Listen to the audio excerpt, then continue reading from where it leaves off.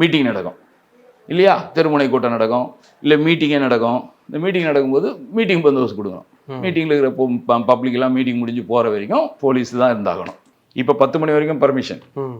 ஒரு மீட்டிங்காக இருந்தாலும் சரி, பிரச்சாரமாக இருந்தாலும் சரி, ஜீப்பில் யாராக இருந்தாலும் XRY அவங்க யாராக இருந்தாலும் 10 o'clock முடிச்சிடணும்.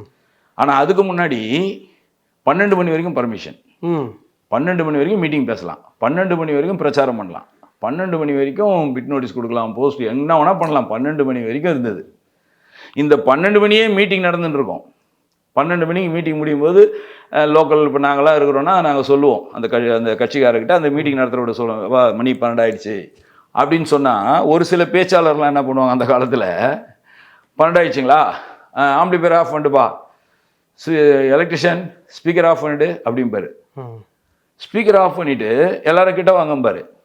அவங்களுடைய தொண்டர்கள்லாம் எல்லாரும் கேட்டுட்டு இருப்பாங்கள்ல, எல்லாரும் கிட்ட வாங்கன்னு சொல்லிட்டு மைக் ஆஃப் பண்ணிவிட்டு மைக்கில் அதை பேசுவார். அதுக்கு நம்ம எதுவும் பண்ண முடியாது. ஓ, அப்படி ஒரு இது இருக்குது, இப்படி ஒரு கேட்டகரி. மைக்குக்கு தானே பொறுத்த வரைக்கும் பர்மிஷனு.